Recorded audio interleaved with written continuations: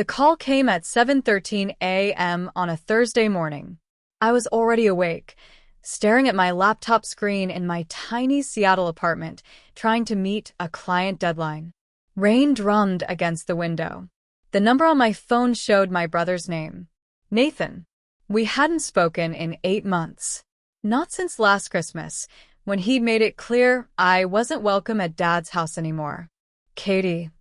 His voice had that false gravity that immediately made my chest tighten. I have some difficult news. Dad passed away last night. Heart attack in his sleep. I felt the world tilt. My coffee mug slipped from my hand, hitting the desk. What? When? I didn't even know he was sick. The funeral is Saturday, he continued, cutting me off. His tone shifted, becoming cold and transactional. I've already made all the arrangements. Oh, and Katie, about Dad's estate. The will is crystal clear. Everything goes to me. The lakeside house, his business assets, the investment accounts, all of it. You get nothing. He was very clear about that. Don't even think about causing problems. Then he hung up. I sat there in my apartment, staring at the phone, my hands shaking. My father dead. Just like that. And Nathan's first priority wasn't grief or comfort. It was to tell me I'd been erased from the will. Not "I'm sorry for your loss." Not "he went peacefully." Just a calculated message designed to hurt me and a warning not to fight back. Something was very, very wrong. Let me back up. My name is Katie Robertson.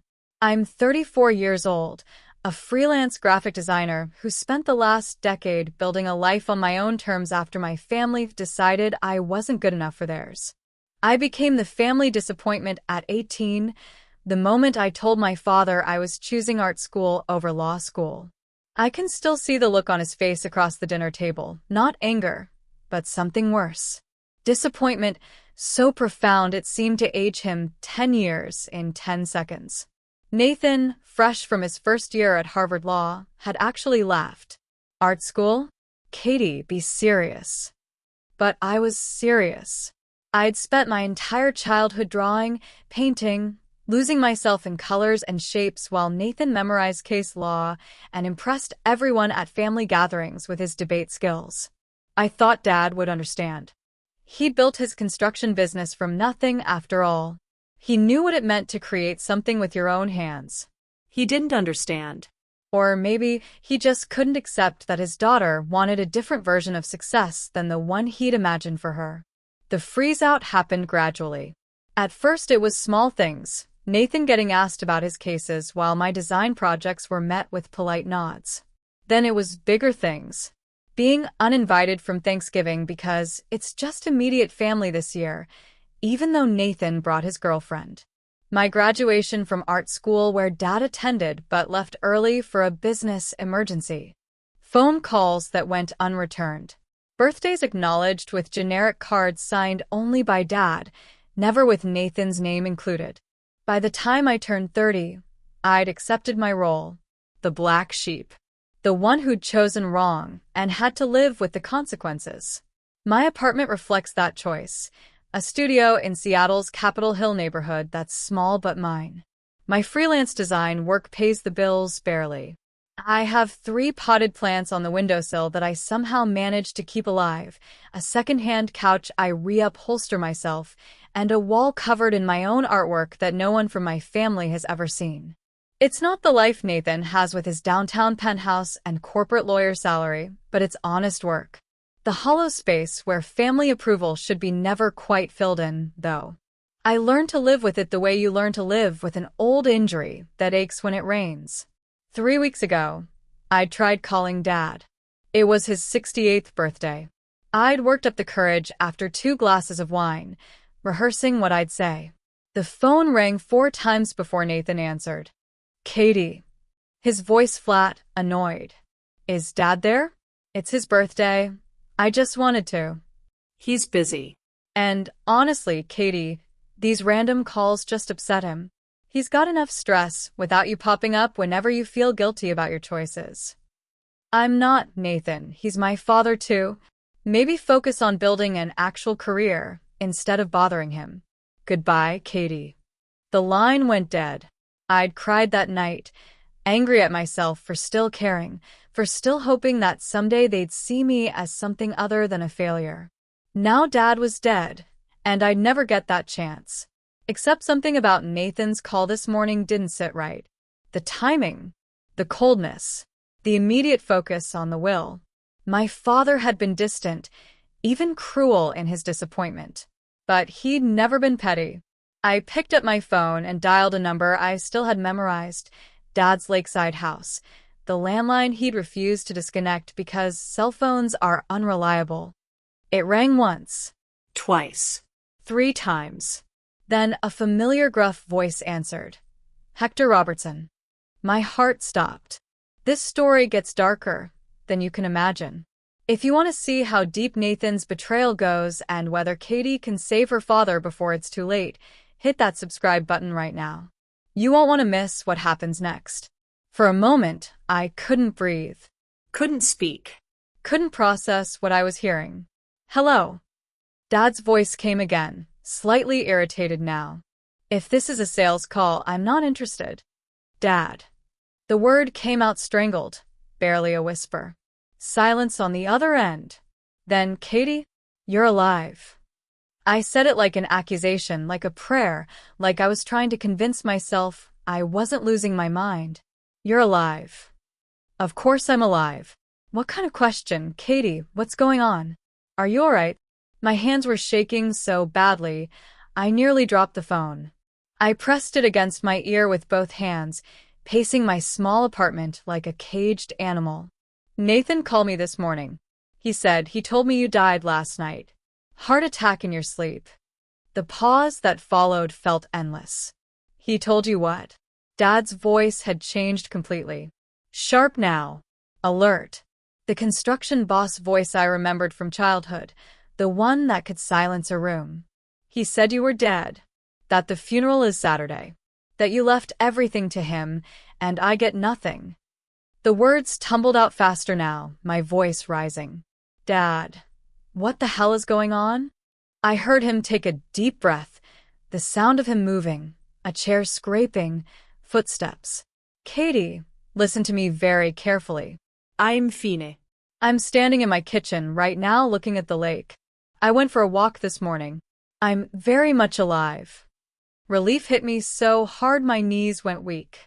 I sat down hard on my couch, one hand pressed against my chest where my heart was hammering. Then why would Nathan? How much did he tell you about the will? Just that you left everything to him. That I get nothing. That I shouldn't even think about contesting it. I replayed Nathan's words in my head, and something new occurred to me. Dad, he sounded so sure. So detailed. Like he'd already planned everything. Another long pause. When Dad spoke again, his voice was quiet, almost sad. I need you to come here. Today. Right now if you can. Don't tell Nathan you're coming. Don't tell him we spoke. Can you do that? My mind was racing, trying to piece together what was happening. Nathan had lied about Dad being dead. But why? What could he possibly gain from the will, the estate, everything? Dad, how much access does Nathan have to your accounts? Your legal documents? Katie, Please. just come here. We'll talk about everything, but I need to see you face to face. There are things I need to tell you, and I can't do it over the phone. I was already moving, grabbing my jacket, my keys, shoving my laptop into my bag. I'm 2 hours away. I'm leaving right now. Good. Park around back, behind the boathouse. Use the spare key under the 3rd flower pot, you remember? I did remember. From when I was 12 and would sneak out to the dock to draw. Before everything fell apart. Dad, should I call the police? If Nathan's doing something. Not yet. Not until we know exactly what we're dealing with. His voice softened slightly. Katie, I'm glad you called. I'm glad you didn't just believe him. My throat tightened. He's been lying to you about me, hasn't he? All this time. We'll talk when you get here. Drive safe. And Katie, thank you for trusting your instincts. The line went dead. I stood in my apartment, keys in hand, my entire understanding of reality fractured and reforming. My father was alive. My brother had tried to convince me he was dead, had tried to convince me I'd been written out of the will entirely. Why would Nathan lie about something so catastrophic unless he was planning something worse? I grabbed my phone and texted my client that I had a family emergency. Then I was out the door, running down the stairs to my car, my mind spinning with terrible possibilities. Nathan had legal training. He had Dad's trust, or so I'd thought. He had access to documents, accounts, power of attorney probably. How long had he been planning this? And what exactly was he planning to do? The 2-hour drive to Dad's lakeside property felt like 2 days. I white-knuckled the steering wheel, my mind churning through worst-case scenarios, each one more terrifying than the last. Rain hammered my windshield as I merged onto I-90, heading east toward the mountains. Halfway there, sitting in traffic outside North Bend, I made a call I should have made years ago. Marcus Chun. The voice was professional, slightly distracted. Marcus, it's Katie Robertson. A pause. Then warmth flooded his tone. Katie? Wow, it's been what, 3 years? How are you? I need a favor. A big one. And I need you to keep it completely confidential. We'd been close in college, study partners who turned into genuine friends despite running in different circles. He'd gone to law school while I'd pursued art. Last I'd heard, he was working as a paralegal at a firm in Seattle specializing in estate law. What's going on? I gave him the abbreviated version. Nathan's call. Dad being alive. The claim about the will. I need to know what legal access Nathan has to my father's estate. Bank accounts, property deeds, power of attorney, everything. Marcus was quiet for a moment. Katie, if your brother is manipulating your father's legal documents, that's serious. That's fraud, potentially elder abuse. I know. That's why I need someone I trust looking into it. Can you access public records? Quietly. Give me your father's full name and date of birth. I'll see what I can find. 2 hours later, I was parked behind Dad's boathouse, hidden from the main road, when my phone buzzed with a call from Marcus. Katie, sit down if you're not already sitting. My stomach dropped. What did you find? Your brother was granted full power of attorney over your father's affairs 6 months ago. June 15th specifically.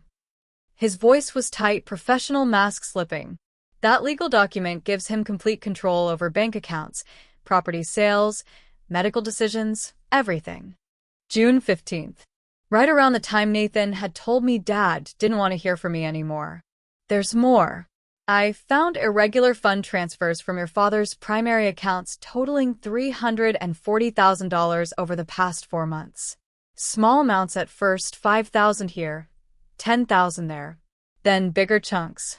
$50,000, $80,000, all transferred to accounts I can't immediately trace. My hands were shaking again. How is that possible? Wouldn't Dad notice? Not if he wasn't checking his accounts regularly. Not if someone convinced him his daughter was the problem and he should trust his son completely. Marcus's voice hardened. Katie, there's something else. Property deed changes are in progress for your father's lakeside home. The paperwork was filed 2 weeks ago.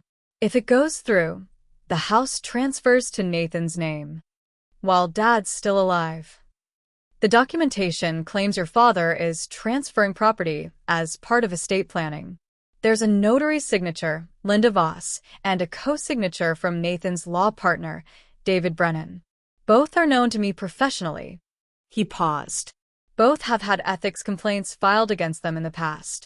Nothing that stuck, but enough smoke to suggest fire. I felt sick. This wasn't just greed. This was systematic theft. Marcus, if Nathan told me Dad was dead, he was probably testing how you'd react. Seeing if you'd contest the will or just disappear quietly like you've done for years. Marcus's voice was gentle but firm. Katie, your brother isn't just stealing from your father. He's planning to drain everything and disappear. The death announcement, the will claim, That's all groundwork. He's setting up a narrative where your father dies suddenly. Nathan inherits everything legally. And by the time anyone questions it, the money's gone. I stared at Dad's house through the rain-streaked windshield. Warm lights glowed in the windows. My father was in there, alive, probably having no idea his own son was planning to destroy him. Send me everything you found. Every document, every transfer record, everything. Already done. It's in your email. Marcus hesitated. Katie, be careful. If Nathan's gone this far, if he's willing to fake your father's death, there's no telling what else he's capable of. I ended the call and sat in my car, hands trembling with rage. Nathan hadn't just stolen from our father. He'd stolen me from him, poisoned our relationship, isolated Dad to make him vulnerable. And he'd almost gotten away with it. I found the spare key exactly where Dad said it would be, under the third terracotta pot on the back porch. My hands were still shaking as I slid it into the lock.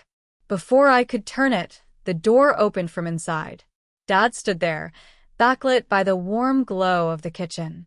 He looked older than I remembered, his hair completely silver now, lines deeper around his eyes and mouth.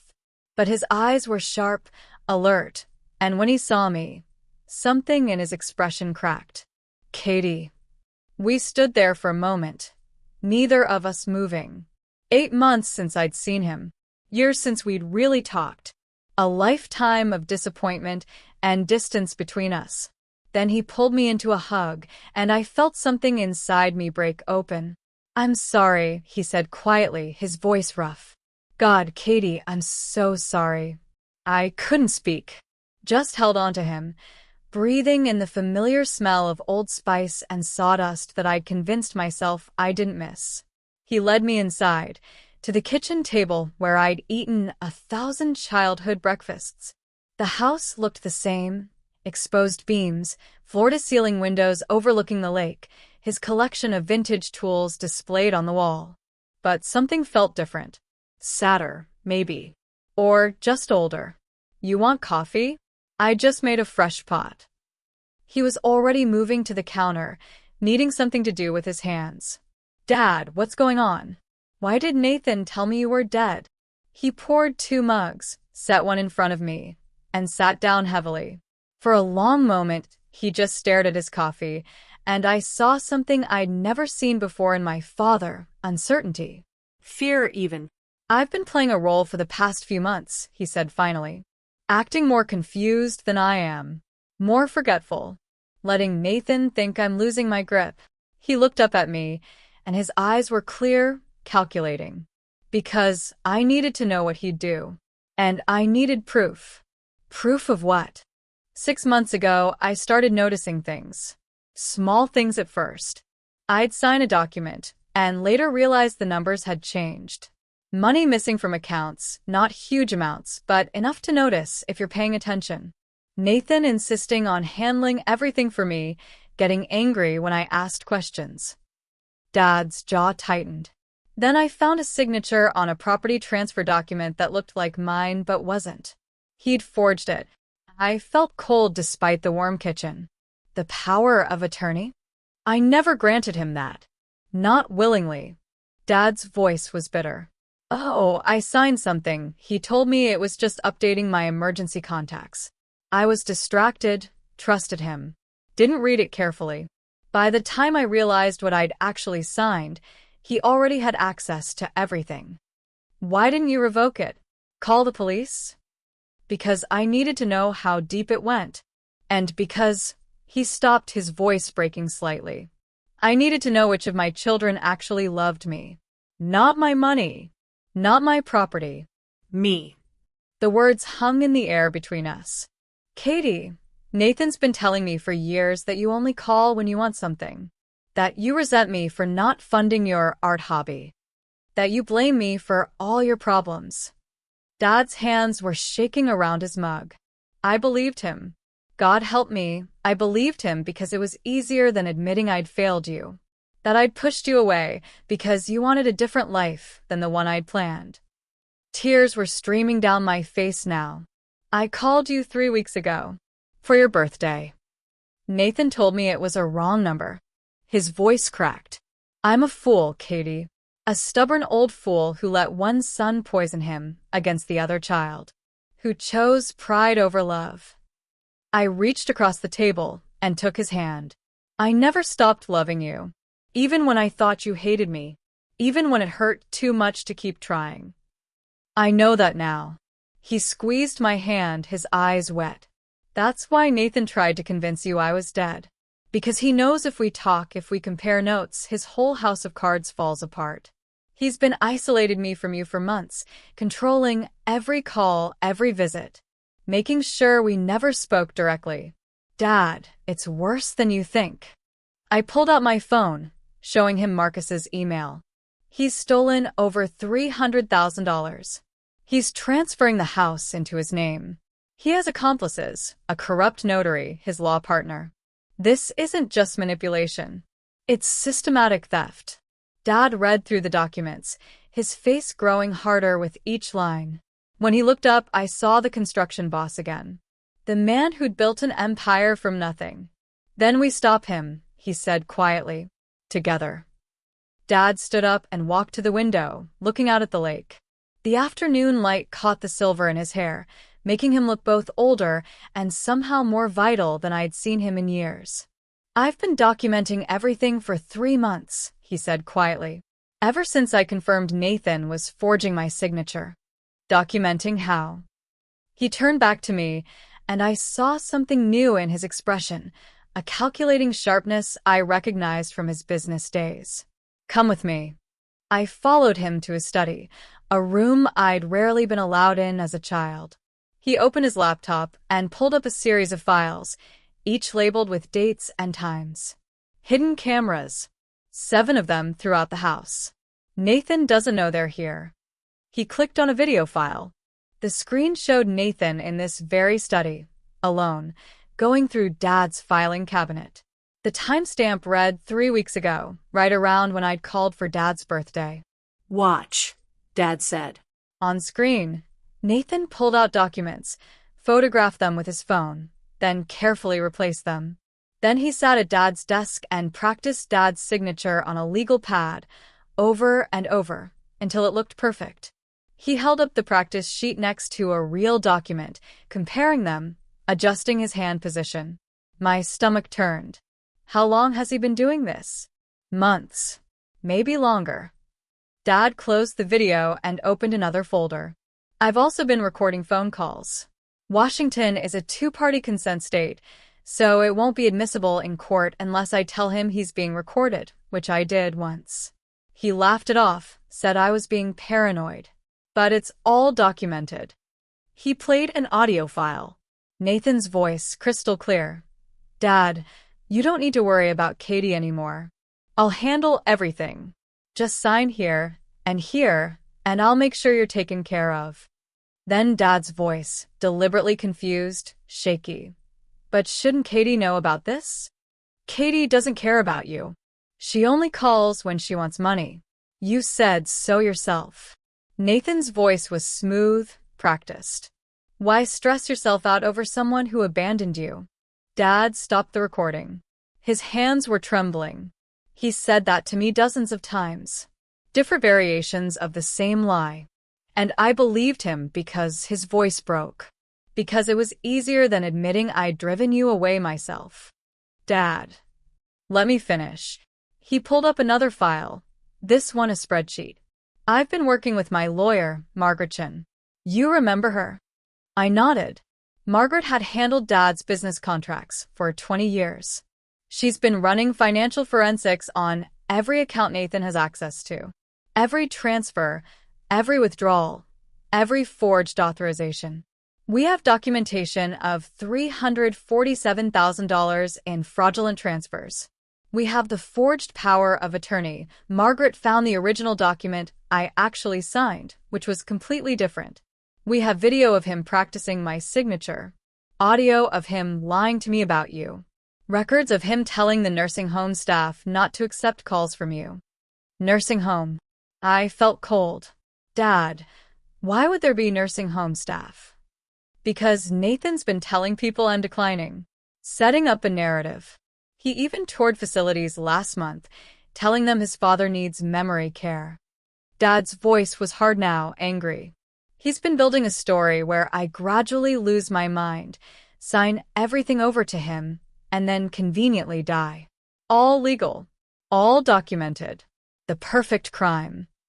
I stared at the laptop screen, at the evidence of my brother's systematic betrayal. Why didn't you just go to the police? Because I needed to know the full extent of it.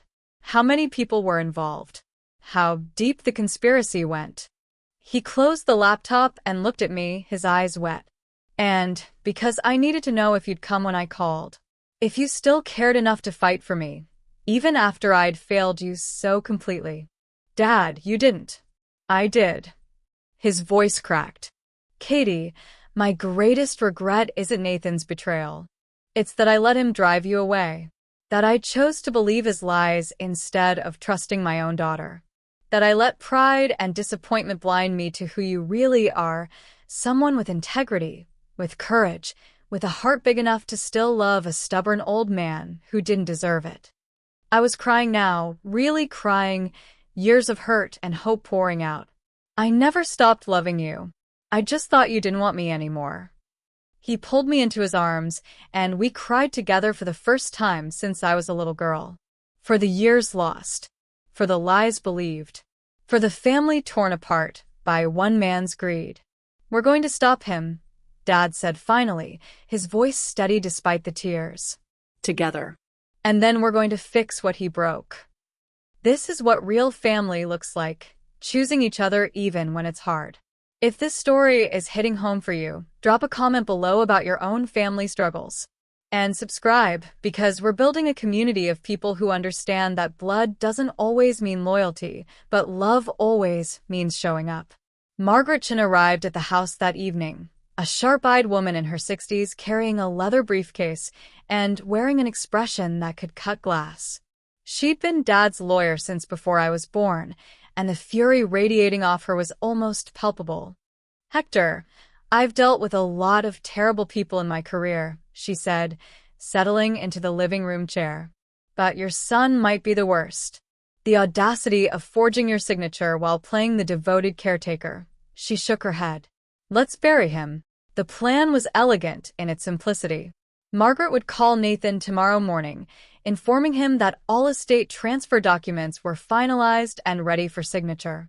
A will reading and final asset transfer meeting, scheduled for Monday at 10 a.m. at her downtown office. Everything he'd been working toward, handed to him on a silver platter. He'll think he's won, Margaret said, pulling out her phone. He'll think you've finally declined enough that I'm executing the transfer without question. Men like Nathan, they get arrogant. Sloppy. Will he bring anyone? I asked. Oh, I'm counting on it. Margaret's smile was sharp. I'll mention that witnesses are required for final signatures. He'll bring his law partner, David Brennan. The corrupt notary too, probably. They'll all walk right into the trap.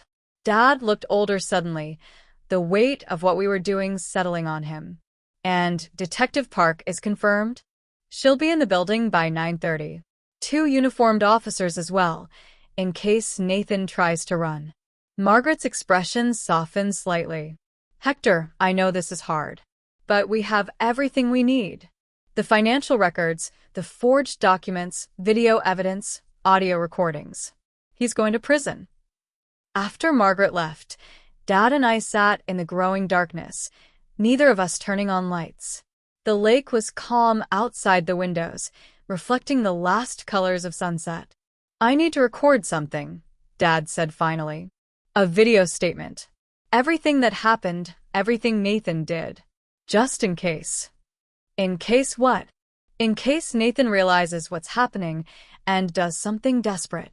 He looked at me, and I saw real fear in his eyes.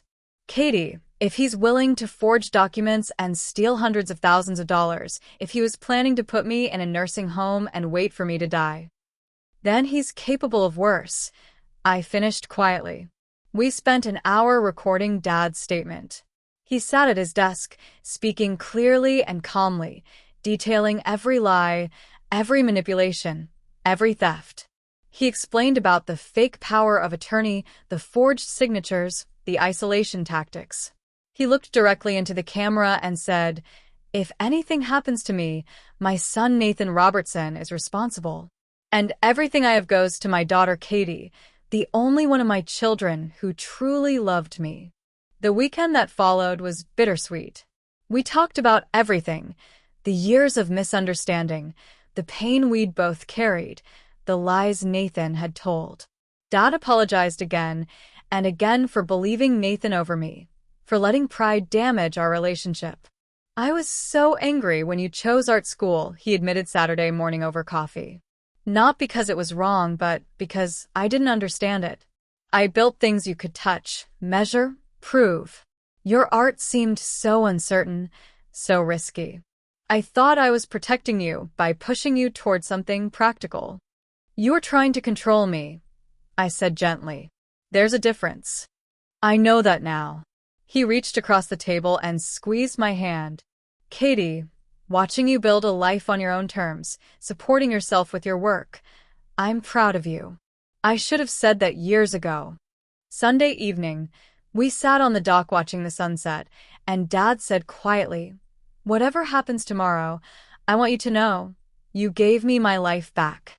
Not just by exposing Nathan, but by coming when I called. By still loving me when I didn't deserve it." "You're my dad," I said simply. "That doesn't stop." Monday morning arrived cold and bright. Dad dressed in his best suit, looking every inch the successful businessman he'd once been. I wore the one professional outfit I owned, hands shaking as I buttoned my jacket. "Ready?" Dad asked. I thought about Nathan, walking into Margaret's office expecting to finalize his theft, expecting to walk away with everything while Dad declined in a nursing home and I disappeared into obscurity. "Let's go in this," I said. We arrived at Margaret's downtown office at 9:30, entering through the back entrance. Dad and I were installed in the conference room by 9:45, me in a corner chair with a clear view of the door, Dad standing by the window overlooking Pike Street, his posture straight and strong. Detective Sarah Park, a composed woman in her 40s with kind eyes and a no-nonsense demeanor, sat at the head of the table reviewing documents. 2 uniformed officers waited in Margaret's private office next door. Margaret had set up wall-mounted screens around the conference room, each one dark but ready. On the table sat a laptop, closed, and 3 thick folders of evidence. At exactly 10 o'clock, we heard voices in the reception area. Nathan's voice, loud and confident, telling Margaret's assistant he didn't need to be announced. Then footsteps in the hallway. The conference room door swung open. Nathan strode in wearing a suit that probably cost $3,000, his law partner David Brennan right behind him. Nathan carried a leather portfolio, already talking. "Margaret, let's make this quick. I have a meeting at 11 and—" He stopped dead. His eyes went to Dad first, standing by the window, very much alive. Then to me, sitting calmly with my hands folded. Then to Detective Park in her crisp uniform. Then to the screens on the walls, the folders on the table, Margaret's expression of cold satisfaction. The color drained from Nathan's face so completely he looked like he might faint. "What the hell is this?" His voice cracked on the last word, an octave higher than normal. "Sit down, Nathan," Dad said quietly. His voice was steady, controlled, nothing like the confused, frail tone Nathan had been hearing for months. "Dad, I don't understand. Margaret said you were declining, that we needed to finalize." Nathan's eyes darted around the room, looking for an exit, an explanation, anything. I said sit down. Dad's voice hardened into the construction boss bark I remembered from childhood. The voice that made grown men jump. Nathan sank into a chair. David Brennan, his law partner, started backing toward the door. Detective Park stood smoothly. "Mr. Brennan, I'd suggest you stay. We have questions for you as well." Brennan froze. Margaret walked to the head of the table, her heels clicking on the hardwood floor. "Nathan Robertson, You're here because you believed you were finalizing fraudulent transfer of your father's estate. What you're actually here for is to answer for multiple felonies including fraud, forgery, elder abuse, and conspiracy to commit financial exploitation. This is insane, Dad. What is she talking about? I've been taking care of you. You've been stealing from me, Dad said flatly. $347,000. Forged signatures. Fake power of attorney. Property transfers executed without my knowledge or consent. Nathan's mouth opened and closed. He looked at me, and I saw the moment he realized I was the architect of his downfall. The disappointment. The black sheep. The one he dismissed and discarded. I smiled at him. The same smile I'd had when I answered his phone call and heard Dad's voice. The smile of someone who'd just won everything. You called Katie 4 days ago, Dad continued, his voice like steel. Told her I was dead. Told her she inherited nothing. That was your mistake, son. Because Katie did something you never expected. She verified the truth. She still loved me enough to check. Nathan's face twisted with rage and panic. She poisoned you against me. She's been lying. Nathan, stop. Margaret's voice cut through his protests. She pressed a button on the laptop. The wall screens lit up simultaneously. The first showed Nathan in Dad's study, practicing forged signatures. The second showed him on the phone with David Brennan. Once the old man's in the nursing home, we accelerate the timeline. 6 months, maybe less. Natural causes. The third screen showed him going through Dad's financial records, photographing documents, his face calculating and cold. Nathan stared at the screens, his expensive suit suddenly looking like a costume, like armor that had just been pierced. My father was many things, I said quietly, speaking for the first time. Stubborn. Proud. Sometimes cruel in his disappointment. But he was never stupid. And he raised at least one child who inherited his integrity. Nathan's eyes met mine, and in them I saw the moment he understood he'd lost everything. The golden child finally exposed. The favorite son, revealed as a thief. Detective Park stepped forward. Nathan Robertson, you're under arrest. Detective Park held up a hand, pausing the arrest. Let's walk through the evidence first. Mr. Robertson deserves to understand exactly what charges he's facing. Margaret advanced to the next video.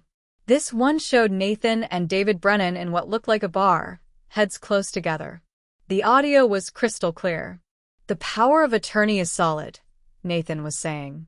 I had him sign it when he was distracted, grieving the anniversary of Mom's death. He didn't read it carefully.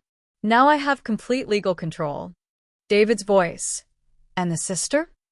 Katie's not a problem. I've been filtering all communication for months. Dad thinks she doesn't care. She thinks he doesn't want to see her. By the time either of them figures it out, everything will be liquidated and transferred offshore. Margaret paused the video. This conversation took place 7 weeks ago at Morton Steakhouse. We have the restaurant's security footage corroborating the date and time. That was taken out of context, Nathan started. Context. Dad's voice was quiet but lethal. What context makes that acceptable, Nathan? Margaret played an audio recording next. Nathan's voice again, this time on the phone. Linda, I need you to notarize these property transfer documents. Yes, I know the signature looks questionable. That's why I'm paying you $5,000. Just stamp it and date it for last Tuesday. A woman's voice, hesitant. Nathan, if anyone checks. No one's going to check. My father's declining. Early dementia. His own lawyer doesn't even question my authority anymore. The recording ended. Linda Voss, the notary sitting in the reception area with another officer, could be heard crying through the door. Margaret pulled up bank statements on the screens, highlighting transfers in red. $347,000 moved in increments over 4 months. First to an account in Nathan's name, then to David Brennan's firm account, then to offshore holdings in the Cayman Islands. This is a witch hunt, Nathan said, but his voice lacked conviction. Dad, you're confused. You signed those authorizations. You asked me to handle your finances. Show him the death certificate, Dad said quietly. Margaret placed a document on the table. Official-looking, with the Washington state seal. It declared Hector Robertson deceased as of last Thursday, cause of death listed as cardiac arrest. Where did you get this? Detective Park asked Nathan, though her tone suggested she already knew. I've never seen that. You presented it to your sister 4 days ago, I said, my voice steady despite the rage burning in my chest. You called me at 7:13 in the morning and told me Dad was dead. You described his funeral. You told me I inherited nothing. This document was your insurance policy, proof for anyone who questioned the timeline. Margaret pulled up text messages on the screen. Nathan's number to an unknown contact. Needed death certificate. Hector Robertson, age 68, cardiac arrest, dated last Thursday. How much? The response, $10,000. Untraceable. Nathan lunged for the laptop, but Detective Park was faster, stepping between him and the table. Mr. Robertson, sit down. She did this. Nathan pointed at me, his composure completely shattered now. Katie poisoned you against me, Dad. She's always been jealous, always trying to undermine me. She couldn't handle that you chose me, that you trusted me with your legacy. I trusted you with my legacy, Dad interrupted, his voice thick with emotion, and you tried to steal it. You isolated me from my daughter. You forged my signature. You stole hundreds of thousands of dollars. You planned to put me in a nursing home and wait for me to die so you could take everything. I was protecting you. Katie abandoned you. I was the one who stayed. You stayed because you saw opportunity. Dad's voice broke.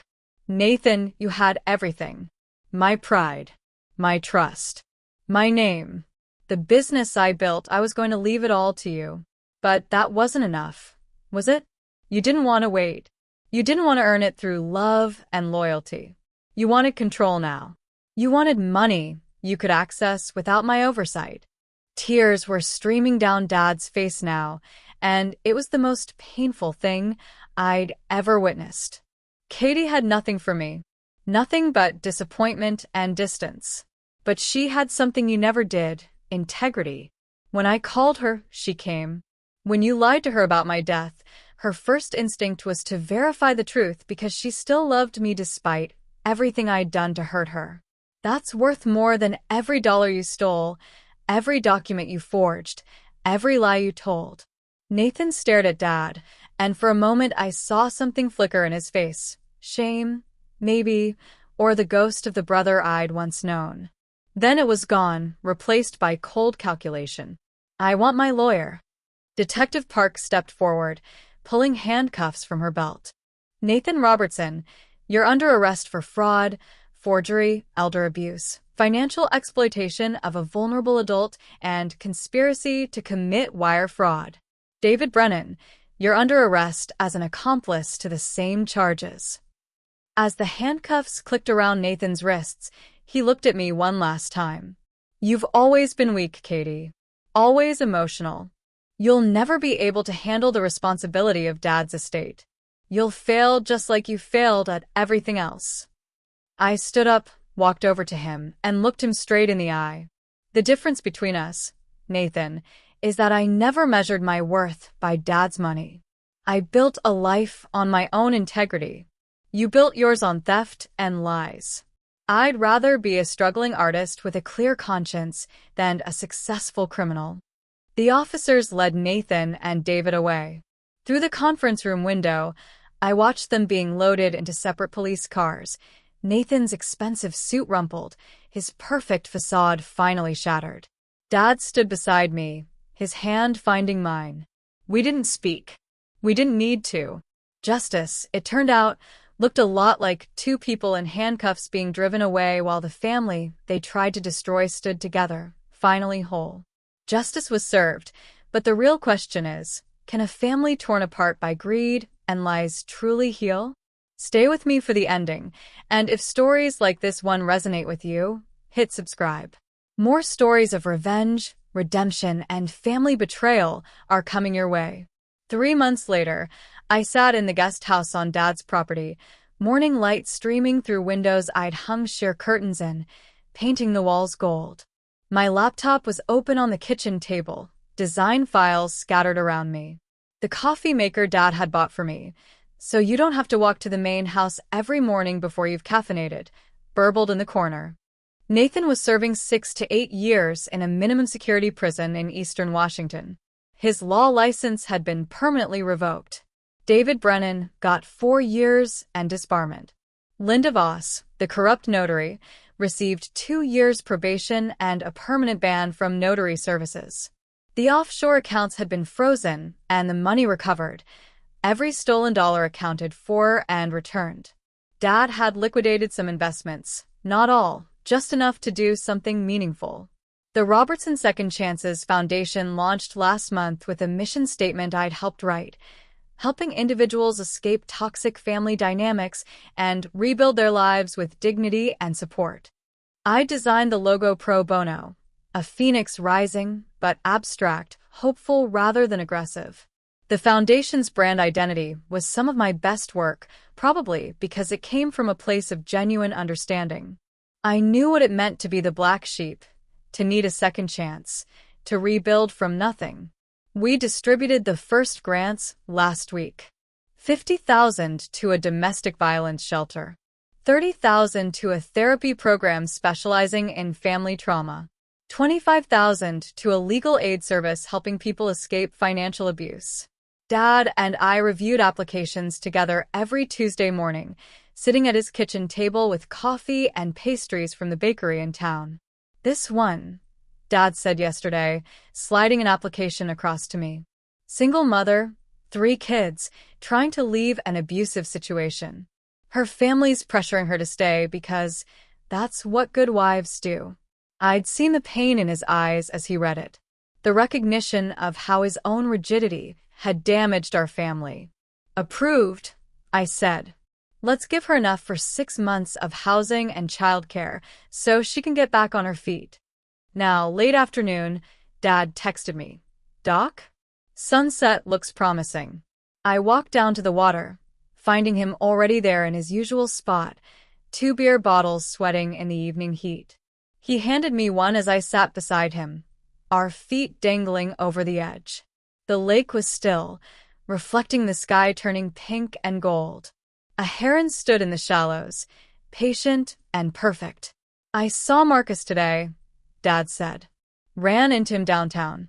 He told me you turned down a job offer from a big design firm in Seattle." "I did." Why? "It sounded like good money, benefits, stability." I smiled, taking a sip of beer. "Because I like what I'm doing now. The foundation work. My freelance clients. Living here, but having my own space. I don't need stability if it comes at the cost of independence." Dad was quiet for a moment. Then, "I'm sorry I ever made you feel like your choices were wrong. That you had to choose between having your own life and having a family." "Dad, let me say this." He turned to look at me, and his eyes were bright with emotion. "I was wrong about so many things. About what success looks like. About what matters. About you. I let pride and disappointment blind me to the incredible person you became despite my failures as a father. You weren't a failure. I was. I let Nathan's manipulation work because part of me wanted to believe you were the problem. It was easier than facing my own mistakes." He reached over and squeezed my hand. "But you came back anyway. When I called, you came. That's the kind of person you are. That's the real inheritance I'm leaving behind.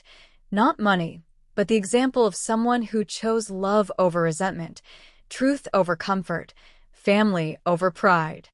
Tears were streaming down my face. "You came back to me too, Dad. That's the only inheritance I ever wanted. Not the house or the money or the foundation, just you. Just us, honest with each other, finally seeing each other clearly."